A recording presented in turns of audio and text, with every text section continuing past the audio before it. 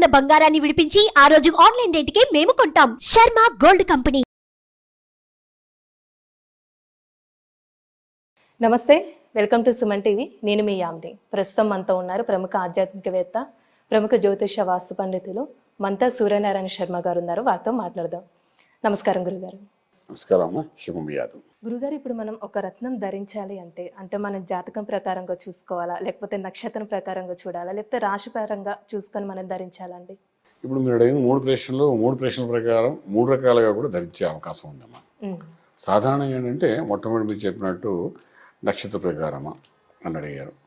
నక్షత్ర ప్రకారము అంటే మనం జన్మించినప్పుడు ఒక నక్షత్రం ఉంటుంది. ప్రతి నక్షత్రానికి ఒక అధిపతి ఉంటాడు. ఫర్ ఎగ్జాంపుల్ మీరు భరణి నక్షత్రంలో పుట్టారు, దానికి అధిపతి శుక్రుడు. శుక్రుడు అంటే వజ్రం అంటాం. అలాగే అశ్విని నక్షత్రం, దానికి అధిపతి కేతు అంటే వైటూర్యం అంటాం. అలాగేంటంటే నవరత్నాలు ఆల్మోస్ట్ 9 రకాల రత్నాలు ఉంటాయి. ఈ 9 రకాల రత్నాలు కూడా అంటే ఒక్కొక్క గ్రహానికి అనుకూలంగా ఉన్నాయన్నమాట. అంటే ఫర్ ఎగ్జాంపుల్ అశ్వినిగా అంటే కేతు కాబట్టి కేతుకి ఎలాగైతే మనం ఇప్పుడు అనుకున్నాం వైడూర్యం అని, అలాగే కృతికా నక్షత్రంగా అధిపతి రవి కాబట్టి కృతికా నక్షత్రం వాళ్ళు ముఖ్యంగా పెట్టుకుంటే బాగుండని ఇది సర్వసాధారణంగా పుట్టిన నక్షత్రాన్ని బట్టి సలహాలు ఇస్తుంటాం. ఇప్పుడు నక్షత్రం ప్రకారం సలహాలు ఇచ్చుకుంటూ దాని ప్రకారం చెప్పుకుంటూ వెళ్ళిపోతే ఇప్పుడు అది ఏంటవుతుందంటే ఆ నక్షత్ర బలం మనం పెంచినట్టు అవుతుంది. సో అది సాధారణంగా ఒక మీరు అన్నట్టుగానే నక్షత్ర ప్రకారం పెట్టుకోండి ఒక రకమైన తరహా అని అంటాం. కానీ మా దగ్గర ఎందుకు వస్తారు? మా దగ్గరకు వచ్చేది దేనికంటే నక్షత్ర బలం పెంచుకోవడానికి రారు. దేనికి వస్తారు? ఒక సమస్య పరిష్కారం కోసం వస్తారు. ఆ సమస్య ఏంటి మనం తెలుసుకోవడం ప్రయత్నం చేస్తాం. దాన్ని బట్టి ఏ రత్నం పెట్టాలి, రాశి ప్రకారమా, లగ్న ప్రకారమా, లేకపోతే సమస్య ప్రకారమా, లేకపోతే ఏ దశలు నడుస్తున్నాయి దాని ప్రకారమా, ఇది రకరకాలుగా మనకు యాక్టివిటీస్ ఉంటాయి అన్నమాట. ఇది ఎలాగుంటే డయాగ్నోస్ చేయడం అన్నమాట. ఒక వ్యక్తి వచ్చాడంటే ఒక సమస్యతో మన దగ్గరకు వచ్చాడు.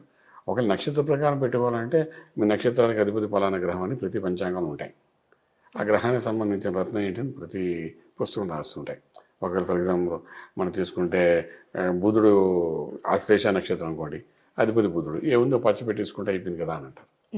అప్పుడు నా దగ్గర రావాల్సిన అవసరం ఉంది, అంతే కదా. అంటే ప్రపంచం అంతా ఓపెన్ అయ్యి బుక్, ప్రతి ఒక్కరికి వాళ్ళ నక్షత్రాలు తెలుసు, వాళ్ళు ఏ రాశి తెలిసిపోతే వాళ్ళు రత్నాల షాప్కి వెళ్ళి కొనేసుకుని పెట్టేసుకుంటే ఇక మన దగ్గర రావాల్సిన అవసరం లేదు కదా. మెడికల్ షాప్ ఉంది చెప్పి డాక్టర్ దగ్గర వెళ్ళడం మానేస్తున్నారా? ఎందుకు డాక్టర్ దగ్గరికి వెళ్తున్నారు? డాక్టర్ దగ్గరికి వెళ్తే డయాగ్నోస్ చేసి ప్రాపర్గా సమస్యకి తలనొప్పి వచ్చిందా, మైగ్రేన్ వచ్చిందా, లేకపోతే ఇంకేం దానిపై అనాసిన్ ట్యాబ్లెట్ వేయాలా, డోలో 650 వేయాలా అని వాడు ఒక లెక్క వేసి మనకున్న మైగ్రేన్ అయితే మైగ్రేన్ ట్యాబ్లెట్ వేయాలా, తలనొప్పిగా ఆ మైగ్రేన్ ఐడెంటిఫై చేసి మనకి ఇస్తాడు. ఇది కూడా సేమ్ యాక్టివిటీసే. వచ్చిన వ్యక్తి వాడికి కూడా సమస్య ఏమిటి, వాళ్ళ లగ్న ప్రకారం చూస్తాం, నక్షత్ర ప్రకారం చూస్తాం, వాడున్న రాశి ప్రకారం చూస్తాం, వాళ్ళు ఎక్కడున్నారో చూస్తాం. ఇది ప్యూర్లీ అస్ట్రాలజికల్ బేస్డ్ రత్నాలే. ఒక వ్యక్తి వచ్చాడంటే అస్ట్రాలజికల్గా ఒక సమస్యతో మన దగ్గరికి వస్తాడు. సమస్యలు చెప్పిన సమస్య బట్టి ఒక్కొక్క రత్నం అంటూ ఉంటుందన్నమాట. అది పెట్టాలా పెట్టకూడదా, పెట్టినప్పుడు అది ఒక మంత్రంతో అయిపోతుందా, రత్నం పెట్టుకుంటూ అవుతుందా, లేదా రత్నాన్ని ఎన్ని క్యారెట్స్ పెట్టుకోవాలి, ఎన్ని క్యారెట్స్తో పాటు ఎంత హార్డ్నెస్ పెట్టుకోవాలి, ఇట్లా మనం చెప్పుకొని పోతుంటే there is no end for అదొక మహాసముద్రం అన్నమాట దాని గురించి చెప్పేది. సో ఇప్పుడు మీరు అడిగిన మొట్టమొదటి ప్రశ్న ఏంటంటే నక్షత్ర ప్రకారం, రెండోది మీరు అడుగుతుంది రాశి ప్రకారం, జాతక ప్రకారం. సో 3 రకాలుగా మనం ఆలోచించవలసి వస్తుంది అన్నమాట. ఈ మూడిట్లో మనకు ఏ రకంగా మనకు బలం అనేది అవసరం అనుకుని దాన్ని బట్టి మనం ప్రొసీడింగ్స్ చేస్తుంటాం అన్నమాట. సో దీన్ని డయాగ్నోస్ చేయడం చాలా ఇంపార్టెంట్. డయాగ్నోస్ చేసేవాడు ప్రాపర్గా చేయకపోతే మాత్రం రత్నాలు ఏంటంటే నెగిటివ్ ఎనర్జీ కూడా మొదలెడతాయి. ఒకసారి నెగిటివ్ ఎనర్జీ ఇస్తే మనం పాజిటివ్గా ఎంత ముందుకు వెళ్ళాలనుకుంటే డౌన్ఫాల్ అంతా కింద పడిపోతుంటాం, మనకి తెలియదు. సో ఫస్ట్ డయాగ్నోస్ చేసే వ్యక్తి కరెక్ట్ అయిన వ్యక్తి ఉండాలి, అంటే దాన్ని ప్రాపర్గా డయాగ్నోస్ చేయాలి. తర్వాత రత్నం అనేది హార్డ్నెస్ ఎంత ఉంది, దాని యొక్క క్వాలిటీ ఎలాగుంది, ఎన్ని క్యారెట్స్ పెట్టుకోవాలి, ఇది కూడా డయాగ్నోస్లో ఒక భాగమే. అది చూసుకుని మనం ఎప్పుడైతే మనం పెట్టుకోవడం మొదలు పెడతామో అంటే దాన్ని పూర్తిగా పరిశీలించి మనం చేస్తున్నట్టు. మనం ఒక డాక్టర్ దగ్గరికి వెళ్ళినప్పుడు డాక్టర్ పూర్తిగా అనాలిసిస్ చేసి ఏం ట్యాబ్లెట్స్ వాడాలి ఎంత చక్కగా చెబితే అంత చక్కగా మనం ఫాలో అవుతామో, it is more than that. Because doctor ఆ రోగానికి నయం చేస్తాడు, మనం జీవితాన్ని మారుస్తాం. ఈ భూమి మీద ప్రతి ఒక్క జీవితం ఒక రకంగా వెళ్తుంటే దాన్ని ఎలా మార్చాలా, ప్రతి ఒక్కరు ఆశ కోరిక తీర్చే మార్గం మనం చూపిస్తాం. ప్రతి వరకు ఒక అంబిషన్ ఉంటుంది, ఆ కోరిక తీర్చాలి. ఎక్కడో మధ్యలో ఆగిపోతాడు, ఎదగలేడు, ఇబ్బంది పడిపోతుంటాడు. అయ్యో నా తోటి వాడు వెళ్ళిపోయాడు, నేను వెళ్ళలేకపోయాను అంటాడు. అంతే కదా. సో దాన్ని ఎలా కనెక్ట్ చేయాలి చేసే మార్గం మనం చేసేది అనమాట. అలానండి ఇప్పుడు ఒక పేరు మీద 2 రత్నాలు వచ్చాయనుకోండి, అంటే పగడమైన పెట్టుకోవచ్చు, లేకపోతే ముత్యమైన పెట్టుకోవచ్చు అంటూ ఉంటారు. సో అదే పెట్టుకోవచ్చా, లేకపోతే ఏదైనా రెండిట్లో ఏదైనా పెట్టుకోవచ్చా అండి కలిసి వస్తుంది? ఒక పేరు మీద అనకంటే ఒక నక్షత్రం మీద, ఓ లగ్నం మీద, ఒక 2 రకాలుగా వస్తుంటాయండి. ఒక్కొక్కసారి అవసరాన్ని బట్టి ఒక వ్యక్తి యొక్క గ్రోత్ని, ఫర్ ఎగ్జాంపుల్ చిన్న ఇది ఇస్తాను, బాగా తెలివైన వ్యక్తి కూడా ఉంటాడు. స్కూల్లో నెంబర్ 1 100 మార్క్స్ కొట్టి ఫస్ట్ ర్యాంక్లో ఉండే వ్యక్తి, కానీ ఇంటర్వ్యూకి వెళ్ళేటప్పుడు భయపడిపోతుంటాడు, వాడికి ఉద్యోగం రాదు. ఇంత తెలివైన వ్యక్తి స్టేట్ ఫస్ట్ వస్తాడు, నేషనల్ ఫస్ట్ వస్తుంటాడు, ఒకసారి స్టేట్ ఫస్ట్ వచ్చి మనం చూస్తుంటాం. కొన్ని ఇన్స్టిట్యూట్లు అంటే రుద్దేస్తారు శుభ్రంగా మనిషికి. ఇంటర్మీడియట్ లెవెల్లో వాడు ర్యాంకులు కొట్టేస్తాడు, టీవీలో చెప్పేస్తుంటాడు ర్యాంకులు వచ్చేసి అంటాడు. వీడిని ఇంటర్వ్యూ చేసి ఫర్దర్ వెళ్ళాలి అంటే ఇంటర్వ్యూ హాల్లో వాడు ఫెయిల్ అయిపోతుంటాడు. మాట్లాడడం చేతకాక, రాయగలుగుతాడు ఏంటి బట్టి కొట్టేసి, కానీ మాట్లాడలేదు అంటే వాక్శుద్ధి వాడికి బాగుండదు. వాడు ఇంటలెక్చువల్ ప్లానింగ్తో ఇంటర్వ్యూ అటెండ్ అయ్యి ఫెయిల్ అయిపోతుంటాడు. సో నెక్స్ట్ ఫర్దర్ ఇంజనీరింగ్ అనుకోండి, లేకపోతే జిఆర్ అనుకోండి, లేకపోతే వాట్ ఎవర్ ఫారెన్ వెళ్ళాలంటే దానికి సంబంధించిన ఎగ్జామ్ అనుకోండి, అక్కడ ఫెయిల్ అయిపోతుంటాడు. అయితే ఇది తెలివైన వాడు ఎందుకు ఎలాగ అవుతున్నాడు అని ఒక సమస్య కదా. సో ఇక్కడ ఏంటవుతున్నాయంటే ఈ తెలివితేటలు ఉన్నాయా, మేధస్సుని పెంచాలా.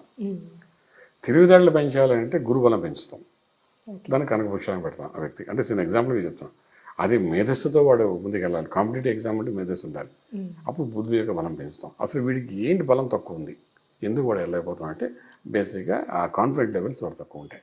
మీరు ఇలాగ అన్నారు పగడం పెట్టాలా ముత్యం పెట్టాలని, మనసు ప్రశాంతంగా ఉండాలి, మనశ్శాంతిగా ఉండాలంటే పగడం పెట్టాలంటాం. కానీ ధైర్య సహస్ర లక్ష్మి అన్నట్టుగా ధైర్యంగా ఒక డీల్ క్లోజ్ చేయాలనుకుంటే ఆ కాన్ఫిడెంట్ లెవెల్స్ ఏవైతే ఉన్నాయో పెంచాలంటే పగడం పెట్టాలంటాం. పూర్వకాలంలో కూడా చెప్తాను, పగడం వచ్చింది కాబట్టి టాపిక్ చెప్తాను. అంటే మనం కథలా చెప్తే ఈజీగా అర్థమవుతుందో చెప్తాను. దానికి వెళ్ళే పూర్వం ఆడపిల్లల్ని పుట్టినట్టు మెట్టినకి వెళ్ళేవారు వివాహం చేసేటప్పుడు. ఇప్పుడు లేదు, కానీ ప్రతి ఒక్క అమ్మాయి చేతిలో పగడం ఉండేది. ఈ పగడం ఎందుకంటే ఆ అమ్మాయికి కొంత ధైర్యము సాహసం ఇవ్వడానికి ఉంటాయి. అంటే అత్తవారింటికి వెళ్ళినప్పుడు ఏంటంటే ఇప్పుడు 16 ఏళ్ళకి 18 ఏళ్ళకి పెళ్లి చేసేవారు. మాకంటే మా ముందు జనరేషన్, మా నాన్నగారి జనరేషన్స్లో చేసేస్తే ఆ అమ్మాయికి ఏమి తెలిసేది కాదు. అదేంటి ఉమ్మడి కుటుంబం ఉండేది. ఉమ్మడి కుటుంబంలో అత్తగారు, మామగారు, ఆడపడుచులు, ఇంకా అన్నదమ్ములు, మరుదులు అందరూ ఉంటారు. వాళ్ళందరి మధ్యలో ఈ అమ్మాయి వెళ్ళి అందరినీ సర్వ్ చేయాల్సి వచ్చేది. సో ఎంత ధైర్యం ఉండాలి, కాన్ఫిడెంట్గా చేయాలి. సో ఆ ధైర్యం రావడానికి ఆ పగడం అనే ఉంగరం పెట్టేవాడు. ఇప్పటికీ చూడండి పెద్దవాళ్ళ చేతిలో, ఆడవాళ్ళ చేతిలోని మీకు పగడం కనబడుతుంది.